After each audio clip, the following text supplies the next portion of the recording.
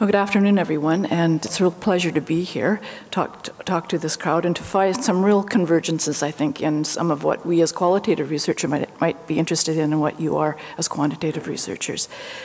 I'm going to talk today about an undergraduate course that I've been teaching since the early 2000s in qualitative research, and talk about some of the challenges and also, I think, what it can do for teaching quantitative as well.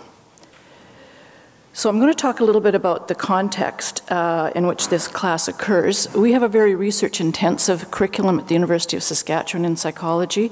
Our students get exposed to research very early on in their careers, and they take courses, sort of obligatory statistics courses and research methods courses at the second year level. They take 2 in statistics, 1 in research methods. Then our majors go on in the third year to take very intensive research courses, where in the fall semester they will be introduced to a substantive area, say developmental or social or cognition, and the research methods that are associated with that. And then in the winter semester they actually do a small project based in that particular area. And then some of the students will go on to do an honors thesis. So the course that I'm going to be talking about today is actually the first term course in the third year of an undergraduate student's program. Okay, and the particular objectives that I have for this course are to provide students with an understanding of how to situate qualitative methodologies vis-a-vis quantitative methodologies in psychology. And the reason that I do this, of course, is that this class occurs in the third year, and they've already had 3 classes in statistics and quantitative research by the time they get to my class. So I want to have some kind of reference point for them. I want to introduce students to the wide range of topics and research questions that can be pursued by qualitative inquiry, to get them to have a sense that there's a whole range of possibilities here, not in a particular substantive area. To familiarize them with the range of qualitative methodologies and methods of generating and analyzing data. And here my course is really a sort of survey course of the more popular methodologies that are used by psychology researchers. And I also want to provide a basic hands-on experience with analyzing discourse. So my particular area of expertise is discourse analysis, and so I use that as a way of getting students to dive in and dip into data. And then I want to begin to prepare students to be able to conduct a small qualitative project, either in the second semester of this class or as an honors project. So a little bit about the outline of the course. I begin the course by situating qualitative inquiry in psychology. And I mainly talk about recent history, so I'll talk about the proliferation of journals that have developed over the last 10 or 15 years, and books, as well as, of course, the recent developments in the Division 5, which is the Society for Qualitative Inquiry in Psychology. Those are huge developments recently. And I put this in a kind of historical tradition of Canadian and American departments of psychology that have really been dominated by quantitative research and certainly by statistics. And I do say a little bit about how that's not necessarily the way the rest of the world operates. If you go to much of Europe, if you go to the UK, if you go to Australia and New Zealand, students are exposed to qualitative research routinely. So that we're kind of outliers in some ways in Canada and the US. These days, the British Psychological Society requires that their undergraduate students are taught qualitative research in order that that program is accredited. So that's where the UK is at. Okay, so then I begin to talk about the heavy concepts of ontology, epistemology, methodology, and method. And I really want to make these distinctions clear to students. I loved the talk this morning about the philosophy of science because it is the case that most students will maybe have heard of positivism and post-positivism and the slight differences between them, and maybe they've heard of objectivism, but they really don't understand them. And I'm going to come back to this theme in a bit. So I provide these contrasts because when you talk about qualitative research in epistemologies, you have to introduce constructionism and critical realism. And so it's a really nice way of getting students, I think, and I'll talk about this later, to understand objectivism when you introduce other epistemologies. So the challenge, of course, if this is when do you introduce these concepts to students and in how much depth, particularly because most of them will not have had a philosophy of science class. It is a real challenge. And of course, you also don't know what students already know about what positivism is, what post-positivism is, and what objectivism is. So in a sense, I have to do a bit of a review in order to start my material. Okay, so most of the course is oriented to having students develop a research proposal at the end of it. And so I structure the whole course around the components of a research proposal. So I want to get them to think about why are they going to be doing a qualitative project. So to think about a rationale, what's the justification for doing it? And to think about the importance of the research question. It's really easy by the time our students get to third year for them to develop hypotheses. They really know how to think in terms of factors and outcomes and differences between groups. They do not know how to think about research questions. They don't know how to think in how and what terms. So I literally have to train them to actually be able to structure questions in that kind of format. I also teach them how to think a little bit differently about the role of the literature. So most often students will come to my class with the idea of science as progression. That is, you just take one study and you move from one study to the next, and there's this logical progression that occurs toward, ultimate knowledge. And so I try to dislodge them of that, and I get them to think about what intrigues them. So that's where I want them to start. What intrigues you? I also want them to think about the constraints of existing knowledge. So in other words, that it's all relative, and that they have to understand that we probably don't know very much about anything. I want them to think about using other literature, so other than psychology. So I really encourage my students to think about going to anthropology, or to literature, or to the visual arts, or to sociology, or to education, if it seems relevant.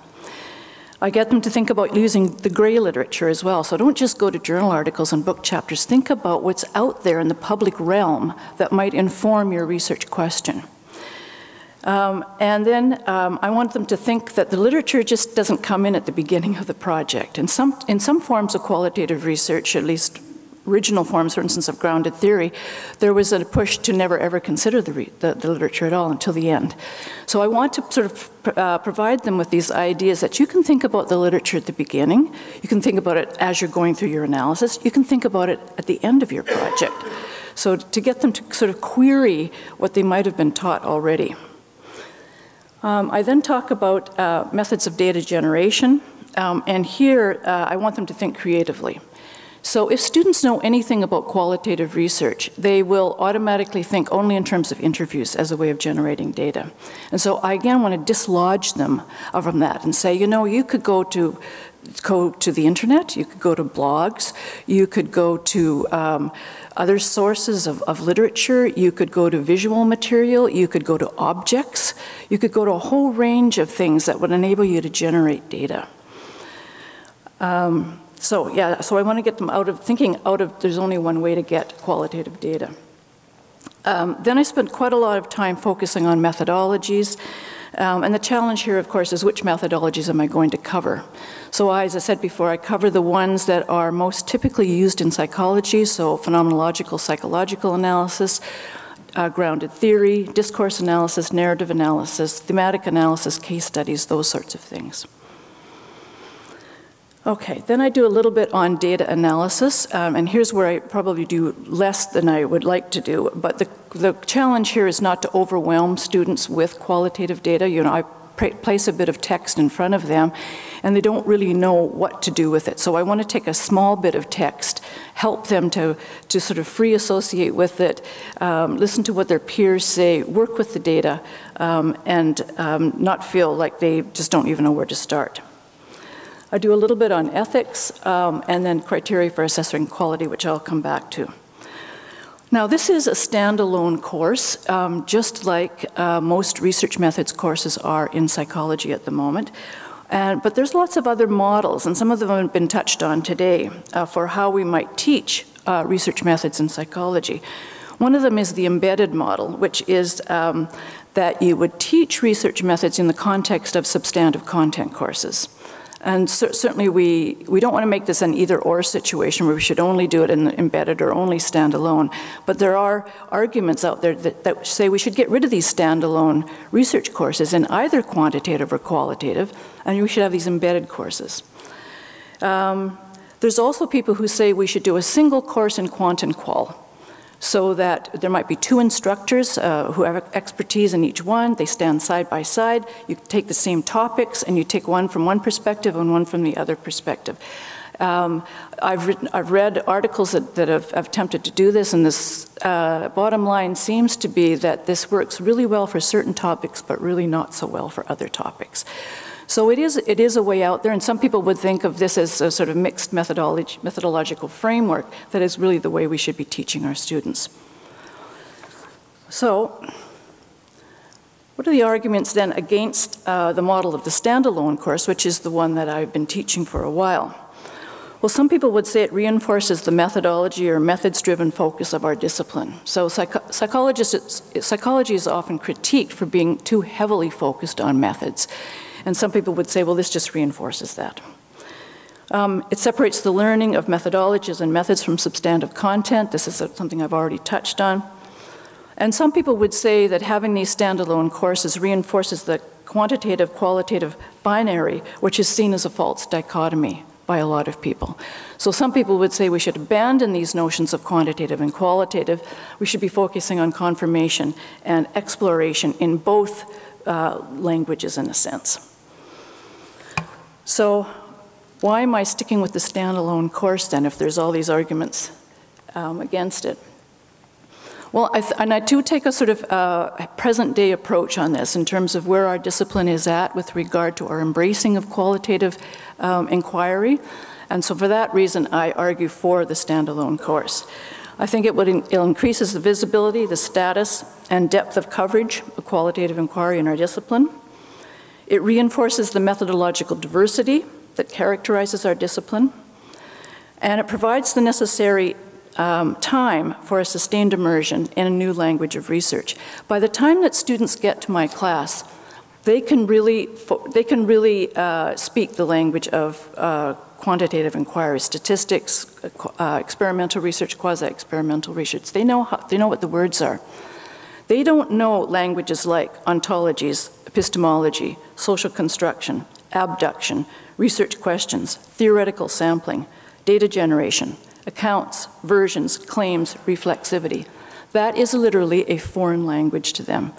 So I think I need to have the time to immerse students in that language.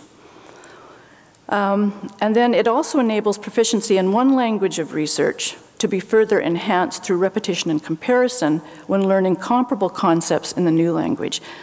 And this is what I want to dive into a little bit now. I've touched a bit about how in qualitative research it can proceed from at least of these three different epistemological positions.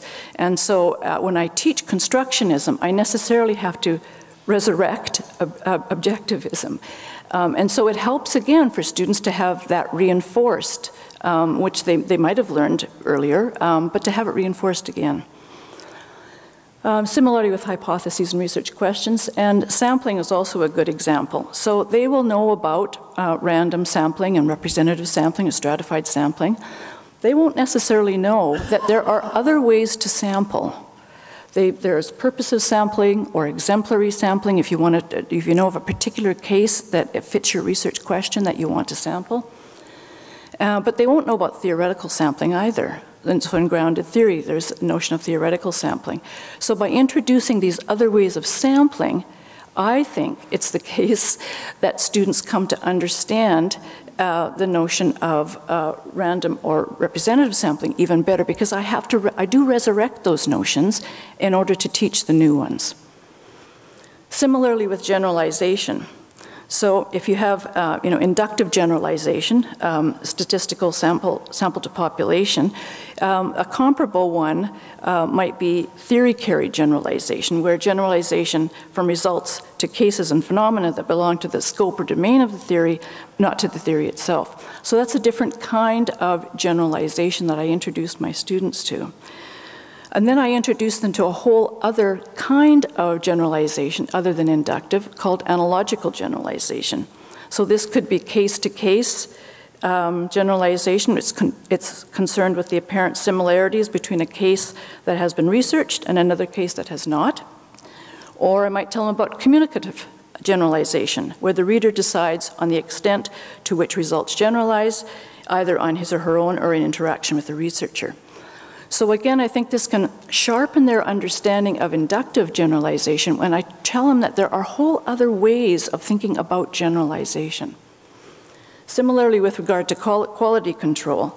So here you have criteria that are tied to epistemological stances, and there are comparable terms from quantitative and qualitative. So Scott's touched a bit on this. So if you were working from an objectivist epistemology in qualitative research, you might rely on the notion of dependability, which is achieved by use of an audit trail. That would be contrasted again with reliability. Or you might use the term credibility, which is achieved by prolonged engagement with the data, use of peer researchers or participant checks, and compare that to internal validity in the other tradition. When I come to talk about constructionist epistemologies, I have to tell them that for some constructionist researchers, generalization is actually not a goal of the study. And this is, again, kind of a provocative statement for most undergraduate psychology students, but it can also make them think about, well, why would I assume that generalization is absolutely necessary for all research, when I tell them that for some cases it's not necessary.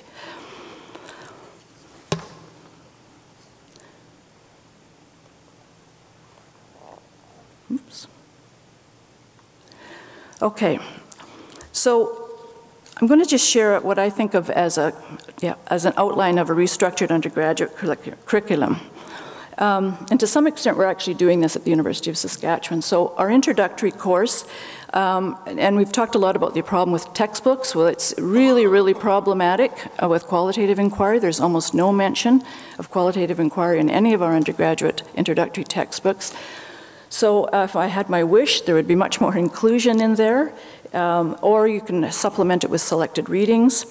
There have to be, I think, curriculum-based hands-on research experiences in the first introductory course, and we do that actually at the University of Saskatchewan. Even in large 300-student courses, we're able to get students to do very small little exercises.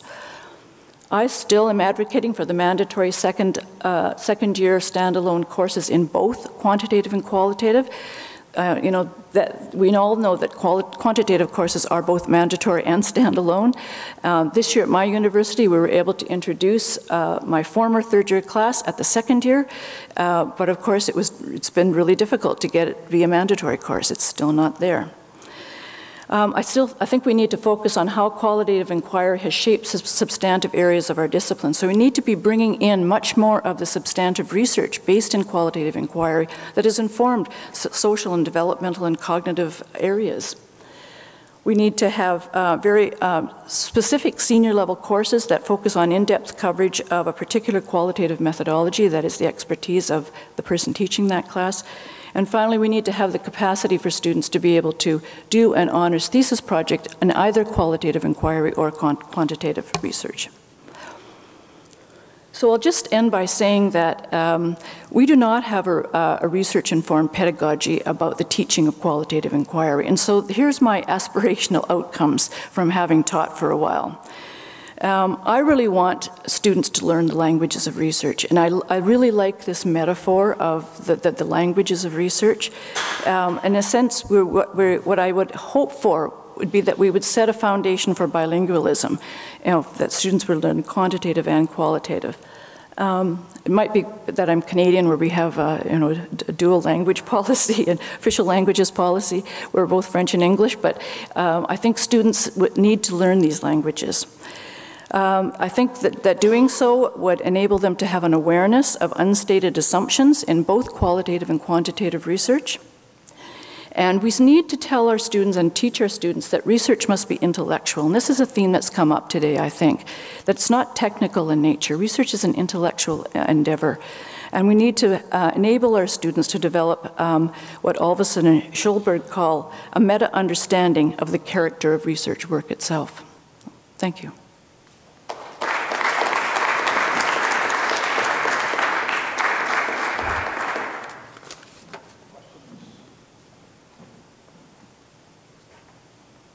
Just like to give you an example of a quantitative research where there's not generalization.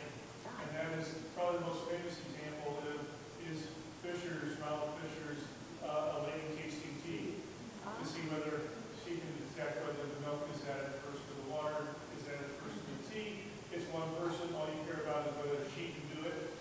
So, wonderful. No generalization at all. Wonderful, thank you for that.